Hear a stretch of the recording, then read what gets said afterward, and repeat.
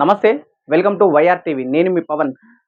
రాష్ట్రంలో గత 2, 3 రోజులుగా భారీ నుంచి అతి భారీ వర్షాలు కురవడం జరుగుతుంది. అయితే ప్రస్తుతం ఖమ్మం జిల్లాలోని పాలేరు గ్రామంలో ఉన్నాం. ఇక్కడ మనం చూడొచ్చు ఒక వాగు దగ్గర పూర్తి స్థాయిలో వాగనేది తెగిపోయి బయటకు రావడం జరిగింది. అదే విధంగా రోడ్ కూడా కుంగిపోవడం జరిగింది. ప్రస్తుతం మనం ఒక పెట్రోల్ బంక్‌లో ఉన్నాం. ఇదే పెట్రోల్ బంక్‌లో మనం ఇక్కడ సైడ్‌కొస్తే చూడొచ్చు. పెట్రోల్ బంక్ కూడా పూర్తి స్థాయిలో కొట్టుకపోవడం జరిగింది. ఇక్కడ ఉన్న ఆస్తి నష్టం చాలా వరకు జరిగింది. అదే విధంగా ఇక్కడ ఉన్న ట్రాక్టర్ కూడా చూడొచ్చు. లేక పక్కన ఉన్న సామాను కూడా చూడొచ్చు. లోపలికి వెళ్ళిపోవడం జరుగుతుంది. వాళ్ళు చెప్తుందేంటంటే చాలా వరకు అందరూ చనిపోయారని వాళ్ళు చెప్తున్నారు. ఒకరు దొరికారు. ఒకళ్ళు నిన్న దొరికిండ్రు. ఒకళ్ళు ఇయాల దొరికిందని చెప్తున్నారు. వాళ్ళతోని మాట్లాడే ప్రయత్నం చేద్దాం మనం. రైట్, మనతో పాటు ఈ ప్రాంతానికి చెందిన వారు కొందరున్నారు. వాళ్ళతో మాట్లాడే ప్రయత్నం చేద్దాం. అన్న చెప్పండన్న, ఏ విధంగా చూడొచ్చు? చాలా వరకు ఇక్కడ ఆస్తి నష్టం జరిగింది కదా! ఎలా చూస్తారు ఇవన్నీ? అయిందనుకోలేదు మామూలుగా. అంటే ఊహించారా ఇంత దారుణంగా చాలా వరకు ఆస్తి నష్టం జరుగుతది? లేకపోతే ఇంత దారుణంగా వాగనేది కొట్టుకొస్తదని? ఎప్పుడు ఇట్లా జరగలేదట. మామూలుగా కొంచెం వరదలు రోడ్డు మీద నుంచి పోవడం ఎక్కువ. కానీ ఈసారి బాగా ఉధృతంగా అలుగంతా పారి పాలేరు చెరువు నిండి బాగా ఫోర్స్ ఒక నది ప్రవాహంలాగా వచ్చి మొత్తం ఇది కొట్టుకుపోయింది. లోపల ట్యాంకర్లు కూడా కొట్టుకుపోయినాయి. ఆ పక్కన ఇద్దరు భార్యాభర్తలు కూడా కొట్టుకుని ఇద్దరు చనిపోయారు. చూస్తుంటే అర్థమవుతుందిగా ఇది ఎంత ఫోర్స్‌ఫుల్‌గా ఎంత దారుణంగా ఫ్లోటింగ్‌తో వస్తే ఎంత నష్టం జరిగిద్దనేది. ఆల్మోస్ట్ మొత్తం ఇక ఏం లేనట్టే కదా దానికి. ఏముంది 80% మినిమం కొట్టుకొని వెళ్ళిపోయింది. వాటర్ ఫోర్స్ ఎక్కువ ఉండటం వల్ల. లోపల ట్యాంకర్స్ ఉన్నాయి. ట్యాంకర్స్ కూడా వెళ్ళిపోయినాయి. యాక్చువల్లీ మా ఫ్రెండ్ వాళ్ళది బంకు. మా ఇల్లులన్నీ మునిగిపోతే మేము పోయి కిరాయికి బయట ఉంటున్నాం. ఏ నుంచి వచ్చినాయి మరి నీళ్ళని? చెరువు నుంచి. అదే బాగా ఇదై వచ్చినాయి. మేము అలానే పడుకున్నాం. మాకు తెలియదు అసలు నీళ్ళు వచ్చింది కూడా. ఇంత దూరం వచ్చిన తర్వాత తప్పులేదు చూసినాం మేము. చూసి ఇక తప్పదా పిల్లగాలను తీసుకొని చిన్న పిల్లగాడు మాకు ఇంత పిల్లగాడు ఉంచుకొని ఇంట్లో నుంచి బయటకు వస్తే ఒక్క నాయకుడు రాలేదు. ఎవరు రాలే మమ్మల్ని చూడడానికి. అయితే ఏం చేయాలి చెప్పండి? ఇంటి పిల్లగాళ్ళని వేసుకొని నైట్ మొత్తం అందులోనే ఉన్నాం. తినడానికి బియ్యంలో ఏం లేవు, అన్ని ఉప్పు కారం మొత్తం తడిచిపోయినాయి. మా వండుకున్న సామాన్లు పక్క బట్టలు ఏమైనా లేవు. ఈ జర మీద బయటకు వెళ్ళాం. ఇంతే ఉన్నాం మేము. ఏమైనా లేవు. మమ్మల్ని ఇంతవరకు పట్టించుకునేటోళ్ళే లేరన్న. ఇంతవరకు ఏం చేయాలన్నా కూడా అర్థం కావట్లేదు మా పరిస్థితి. మీరు ఓట్లేసిలా? మీకున్నాయి ఓట్లు? ఇదే ఊళ్ళరా? మరి ఈ ఊళ్ళో ఉన్నాయి ఇప్పుడు నాయకులు కానీ లేకపోతే పార్టీకి సంబంధించిన ఎవ్వరు రాలేరు. బల్లో చేపించిండు. బల్లో అయితే గనక 3 బజార్లు మునిగినాయి అనేసి బల్లో చేపించిండు. కానీ కనీసం ఎట్లున్నారు ఏందని ఇంతవరకు చూడడానికి కూడా రాలేదు. అంతవరకే. అంతే. మళ్ళీ ఇప్పుడు ఇలా ఆయన ప్రసాద్ రెడ్డి గారు వస్తుండ్రు రాని స్కూల్ కే పిలిపించారు. కానీ కనీసం ఇల్లు చూడడానికి ఇళ్ళకి కూడా రాలే. ఓట్ వేయించుకుంటే గడప గడపకు వచ్చి దండం పెట్టి అవి కప్పించుకొని షావాలు కప్పించుకొని మెల్ల దండలు వేసుకుని అన్ని వేసుకుని తిరిగిండ్రులో. గానీ మమ్మల్ని అయితే గనక ఇప్పటి వరకు ఇంతవరకు రాలే. బడి దగ్గరికి రాండి అంటే మళ్ళీ మేము అందరం బడి దగ్గరికి పోయినాం. కానీ కనీసం వచ్చి చూడమన్నా కూడా రాలేదు. వాళ్ళు రాలే అసలు. పిలిచినాం వచ్చి మా ఇల్లు చూడండి అని సెల్లు కూడా చేయించిన. నేను వస్తామమ్మా వస్తాము, సీనన్న వస్తాడు, 2 రోజుల తర్వాత వస్తారు అని ప్రసాద్ రెడ్డి అన్నారు. 2 రోజుల తర్వాత వస్తారు అన్నారు. ఏం చేస్తారంటే వాళ్ళ మా తమ్ముడు అంటగా వచ్చి తమ్ముడు ఆయన కూడా వచ్చి చూస్తా అన్నారు కానీ రాలేదు. వస్తా అన్నారు కానీ రాలేదు. ఇది పరిస్థితి. ఏదైతే ఓట్లు వేసుకున్నప్పుడు శ్రీనివాస్ రెడ్డి అన్న కూడా మా ఇంటికి వచ్చిండ్రు, మా బజార్కి వచ్చిండ్రు. కానీ ఇప్పుడు మునిగినవన్నా కూడా రాలేదు. వాళ్ళ తమ్ముడిని పంపించిండ్రు. ఎక్కడ న్యాయం ఉందిగా? ఓట్లేసి గెలిపించినా కూడా కనీసం మాకు ఒక ఇల్లు పట్టా లేదు, ఏమైనా లేదు. మాకు ఇందమ్మ ఇల్లు ఇవ్వమని మేము పెట్టిన అప్లికేషన్, ఆయన కూడా ఇవ్వలేదు మాకు. రైట్, ఇది పరిస్థితి. మనం ఇక్కడ చూడొచ్చు. ఏదైతే వాళ్ళు ఓట్లు వేసుకున్నప్పుడు వాళ్ళు ప్రతి ఇల్లు తిరిగిన వాళ్ళ దండలు వేయించుకున్నారు. వాళ్ళు ఏదైతే కాలు మొక్కి కడుపులో తలకాయ పెట్టింది అనిపించిన వీళ్ళు, కానీ కనీసం వరదలు వచ్చిన తర్వాత వాళ్ళ ఇంట్లోకి కూడా రాలేరు. వాళ్ళు ఒకవేళ అక్కడ ఉన్న స్కూల్లో అప్పటి మందం అన్నం పెట్టేసి వాళ్ళు అక్కడ నుంచి అటే వెళ్ళిపోయారు. వాళ్ళు అడిగితే మాత్రం మేము వస్తామంటుంది తప్ప వాళ్ళ ఇళ్లలోకి కేవలం అడుగు కూడా పెట్టలేదు అని చెప్పేసి ఇక్కడ ఉన్న ప్రజలు ఆవేదన చెందడం జరుగుతుంది. మనం ఒకసారి వాళ్ళ ఇంట్లోకి వెళ్ళి చూసే ప్రయత్నం చేద్దాం. అసలు ఏంటి వరదలు ఎక్కడి వరకు వచ్చినాయి, ఇల్లు ఎంతవరకు మునిగిపోయింది అనే విషయాలు తెలుసుకుందాం. ఒక్కళ్ళకి కూడా ఇల్లు ఇవ్వలేదు ఇంతవరకు. ముగ్గురం ఉంటాం. ఒక ఆయన 4 ఉండే ఫ్యామిలీకి ఒకళ్ళు బయటకు వెళ్ళిపోయారు. ముగ్గురం ఉంటున్నాం. ఇందులోనే ముగ్గురం ఉంటున్నాం. చూద్దురండి అన్న మా ఇల్లు. దీంట్లో ఇప్పుడు ఎంతమంది ఉంటారమ్మా? 3 ఫ్యామిలీలు. ముగ్గురు ఉంటారు. మా అత్తయ్య వాళ్ళు మేము పెద్దోళ్ళం. నడిపోళ్ళు బయటకు వెళ్ళారు, ఇల్లు కట్టుకున్నారు వాళ్ళు. వాళ్ళు ఇందులో ఉండలేక ఇక అన్ని ఫ్యామిలీలు వద్దనేసి వాళ్ళు బయట కనుక్కుండ్రు. చిన్నోళ్ళు మేము మా అత్తయ్య వాళ్ళు ఉంటున్నాం. ఓ, చెరువు మునిగింది ఇక్కడ నుంచి చెరువు ఎంత దూరం ఉంది మరి? కొద్ది ఆటో లోనకుందన్న చెరువు లోనుకుంది. లోనకుంది. మరి అధికారులకు తెలియదు అంటే మీకు ముందే చెప్పాలి రైన్లకు నీళ్ళు వస్తాయి ఇంతనం ఏం చెప్పలేదు ఏం చెప్పాలి? ఏం చెప్పలేదు మాకైతే. పోయినసారి వచ్చినాయి కానీ ఈ దాకా వచ్చినాయి, ఇళ్ళకి ఈ దాకా వచ్చినాయి. ఇళ్ళకైతే ఆ మెట్టు వరకు వచ్చినాయి, ఇళ్ళకైతే రాలేదు. మేము లేసే వరకు ఏముంది, మాకు ఆరు దాకా వచ్చినాయి. మేము ఏది కూడా పట్టించుకునేది లేదు, ఏమీ లేదు అసలు. అన్ని మునిగిపోయినాయి, ఎక్కడే మునిగిపోయినాయి, అన్ని పోయినాయి. ఇంతవరకు ఏం లేదు, ఏమీ లేవు, ఏం లేవు. 4 క్వింటాలు బియ్యం తెప్పించుకొని వేసుకున్నాం మేము, అన్ని మునిగిపోయినాయి. ఇంతవరకు అయితే ఏమైనా లేవు. ఇంతవరకు ఎవరైనా వచ్చి చూసిన వాళ్ళు లేరు, నాయకులు ఏది లేదు. ఏమైనా అంటే కనుక వస్తామమ్మా వస్తాం, ఇంటికి 10,000 ఇస్తామన్నారు. ఆ 10,000 దేనికన్నా మాకు? ఆ 10,000 ఎటు మొదలైతాయన్నా? మాకేం కావాలన్నా? ఏమైనా లేవు. అది చూడండి, అన్ని బయట వేసుకున్నాం, ఏమీ లేవు. ఇక ఇవన్నీ తడిసిపోయాయన్నా, ఏం కట్టుకుంటాం చెప్పండి? ఇక మేము ఆ 10,000 దేనికి వస్తాయి చెప్పండి మాకు? అంటే వాళ్ళ ప్రభుత్వాలు ఏం చెప్తున్నాయంటే మీడియాలలో కానీ టీవీలలో కానీ మేము ప్రజల్లోకి వెళ్తున్నాం, ప్రజల బాధలు తెలుసుకుంటున్నాం, ప్రజలకు అవసరమైన పైసలు ఇస్తామంటున్నారు కదా, ఏమీ రాలేదు ఇంతవరకు, ఒక్కరు కూడా రాలేదు. ఒక్కళ్ళు కూడా రాలేదు. సర్పంచ్ అని ఈ ఊరు సర్పంచ్ అసలు మమ్మల్ని లెక్కే చెయ్యరు. అంటే ఊరికి సర్పంచ్ లేడు కానీ సర్పంచ్ గ్రామ ఉండాలి కదా, ఇప్పుడు అయిపోయే వరకు ఉండాలి కదా అన్న సర్పంచ్ అయినా. ఆయన 10 అయిపోయిండు, పాత ఆయనకైనా ఉండాలా, ఉండలేదా? సెక్రటరీ బాధ్యత తీసుకున్నాడు మరి. అసలు సెక్యూరిటీకి రాలేదు, సెక్రటరీ రాలే. అక్కడి వరకు వచ్చిండ్రు, నీళ్లు ఉన్నాయని వెళ్ళిపోయిండు కానీ ఇంతవరకు ఇండ్లలోకి ఎట్లున్నారు ఏంది అన్నది కూడా రాలేదు మా దగ్గరికి, రాలేదు. ఆ బాత్రూమ్ హద్దు అన్న అది మునిగింది, ఇంట్లో అయితే నా వరకు వచ్చినాయి అన్న. ఇంట్లో రాత్రి మేము మొత్తం కడుక్కున్నాం. ఇగో అన్న ఇది హద్దు, ఇక్కడ వరకు ఇంట్లోకి వెళ్ళిపోయినాయి. ఇదంతా తడిసిందే. ఇప్పుడే వచ్చి కడుక్కొని అక్కడికి వచ్చా, జస్ట్ వచ్చా, మీరు వచ్చిందని మళ్ళీ వచ్చారు.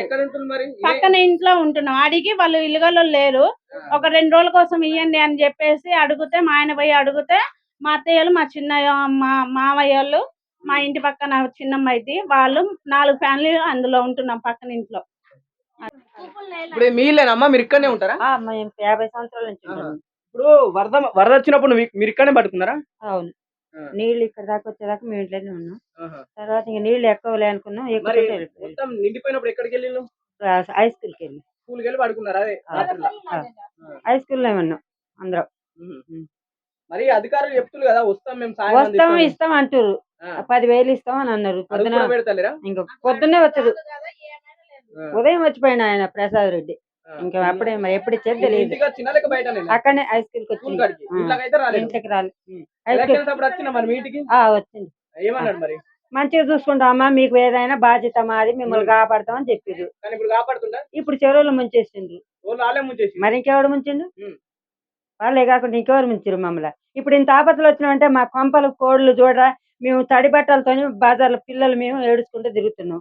ఇప్పుడు తాళండి, బియ్యం డబ్బా చూపిస్తా, బియ్యం అయినా తీసుకొని చూపిద్దాం. బియ్యం ఏడిచిపోయినాయండి. మరి ఇంతగానో ఇన్ని కష్టపడి మేము రెక్కలాడితేనే బతుకులు మాకేం కోట్లు లేవు, ఆస్తులు లేవు, మాకు వెనకాల తిరిగి చూసుకుంటే ఏమైనా లేవు, రెక్కల మీద బతుకులు. మరి ఇట్లా అయిపోయినాయి అని ఒక నాయకుడే, ఒక వీళ్ళే వాళ్ళే వచ్చి మమ్మల్ని చూసిన వాళ్ళు లేరు. మరి తిన్నరా, ఉన్నరా, పిల్లలేంది, జల్లలేంది, దోమలేంది, ఈగలేంది, ఇట్లా ఇంత మురికిలుర్రు, మరి వీళ్ళ బతుకులేందని ఒక్క నాయకుడు అన్న మాకు వచ్చి చూసిన వాళ్ళు లేరు, చేసిన వాళ్ళు లేరు. రెక్కల కష్టం మీద మేము ఒడ్లు కొనుక్కున్నాం తినడానికి, తినే గాసం కూడా ఖరాబ్ అయిపోయినాయి. మరి మా బతుకులేందో, మరి మమ్మల్ని ఇంతవరకు ఆదుకున్న నాయకుడు అయితే లేరు. ఇప్పుడు మీ జిల్లాలో దాదాపు 3 మంత్రులు, 9 ఖమ్మం జిల్లాలో 9 ఎమ్మెల్యేలు, 3 మంత్రులు ఉన్నారు. ఏ జిల్లాకు లేని మంత్రులు ఉన్నారు. ఒక్కరు రాలేరా? ఒక్కరు కూడా రోడ్ల మీదకి వస్తున్నారు సార్, రోడ్ల మీద నుంచి పోతున్నారు. మరి మేము రోడ్ల మీదనే ఉన్నామా? మేము ఇక్కడ ఇంటనే ఓట్లు వేసినామా? రోడ్ల మీద బట్టలు గిట్టలు వేసుకుందానికి బట్టలు కూడా లేవు. మొన్ననైతే పిల్లలం తల్లులం అందరం పోయి బల్లె వండుకొని దోమలు ఈగలు ఆ నైట్ మా పిల్లలేంది మేమేంది ఎంత అసలు నీళ్ళే రాలేదు సార్. 3 గంటలకు నీళ్ళు రాలేదు. బయటికి పోయి వచ్చిన ఇంట్లో పని తెల్లారి లేస్తారు, ఇంటి చుట్టూ నీళ్ళు తిరిగినాయి, చూస్తూనే పెరిగినాయి. అదే మధ్య వచ్చినట్టు సార్ మేము చేపలు పట్టేటోళ్ళు కాబట్టి తెప్పల మీద మేము పోగలిగినాం. అదే చేపలు పట్టే తెప్పలు లేకుండా ఉంటే మా పరిస్థితి ఏంది? మమ్మల్ని ఎక్కించుకోపోయి అక్కడ దింపి మళ్ళీ వచ్చినాం మేము. పొంగులేటి శ్రీనివాస్ రెడ్డి మీ జిల్లా మీ నియోజకవర్గ ఎమ్మెల్యే, మంత్రి, ప్రభుత్వంలో కీలకమైన వ్యక్తి. ఎలక్షన్స్ అప్పుడు వచ్చింది, మరి ఇప్పుడు ఎందుకు వస్తలేడు? అది మాకేం తెలుసు సార్. మరి ఇప్పుడు రావట్లేదంటే రోడ్ల మీదకి వచ్చి చూసిపోతారట. ఇంటికి 10,000 అని ప్రకటిస్తారు కానీ మరి ఇంటికి వచ్చి వాళ్ళ పరిస్థితి ఏంది, వాళ్ళు ఎట్లున్నారు, అసలు వాళ్ళ పిల్లలేంది, వాళ్ళ పిల్లల పరిస్థితి ఏంది, చిన్న చిన్న పిల్లలు ఉండరు కుటుంబం అన్నాక ఏమైంది అసలు అని ఒక్క నాయకుడు అయినా ఎవరైనా వచ్చి మరి ఈ అంకలో వచ్చి చూసిన వాళ్ళే లేరు సార్. మాకైతే ఇంతవరకు మాత్రం భోజనాలు అయితే చేసిన రమ్మని చెప్పారు సార్. పోయి రెండు రోజులు ఏం చేసారు, మా ఊరు ఆయన వండిచ్చారు. ఒక రాజకీయ నాయకుడు వచ్చి బార్కి వచ్చి ఎట్టుంది ఇల్లు ఎట్టుండే చూద్దామని కూడా ఒకరు రాలేదు ఇంతవరకు. అదే మధ్య నిద్రలు వచ్చినట్టు అయితే మా పరిస్థితి ఏమో సార్, అందరు చచ్చిపోయేటోళ్ళే కదా. వీడి దాకా వచ్చిన నీళ్ళు కిరాయికే తీసుకున్నాం. ఒక 4 రోజులు ఉండమంటే ఉన్నాం కిరాయికి ఫ్యామిలీ తోటి. అన్ని ఖరాబ్ అయిపోయింది. అన్ని ఇంట్లో ఇదే ఏమన్నా ఏ రేత్రి ఎప్పుడు జరుగుద్దని ఇంట్లో ఇంటి దగ్గర పెట్టుకున్నాం మేము పడవలు తెప్పలు ఇంటి దగ్గర పెట్టుకొని ఏ రేత్రి ఎట్లా జరుగుద్దని మేము మళ్ళీ నిద్ర కూడా ఉండట్లేదు సార్. మాకు 2 రోజుల నుంచి నిన్న ఇంటికి వచ్చినాం కానీ మరి ఏ నైట్ ఎట్లా జరుగుద్దని మళ్ళీ నైట్ నీళ్ళు గినక పెరుగుతాయని నిద్ర కూడా లేకుండా తలా ఒకసారి చూసుకుంటున్నాం మేము. భయపడుకుంటూ వచ్చి ఉన్నాం. మళ్ళీ ఏమైతే తెలియదు సార్. మరి ఇంకా 2 రోజులు 3 రోజులు ఉందంటారు తుఫాను. అలా అవుతుంది సార్ చూద్దాం సార్.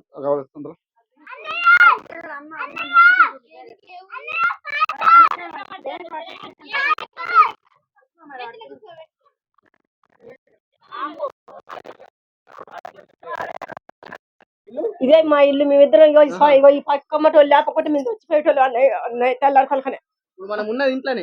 ఇంట్లోనే మేము చచ్చిపోయేటోళ్ళమే. ఈ పక్క వాళ్ళు లేకపోతే మాకు ఏ దారం లేదు. నాకైతే ఇల్లు కావాలి, నాకు ఏదొద్దు. మాకు ఏ దిక్కు మొక్కుని మాకు ఎవరన్నా లేరు. మేము అనాథలం అయిపోయింది. మేము నడి సముద్రాలు నేడమైపోయాను. మాకైతే ఇల్లు అయితే కావాలి. మీరు ఏ న్యాయం చేస్తారో అసలు మీరు ఏమన్నా చేయరు. నాకైతే ఇల్లు అయితే కావాలి.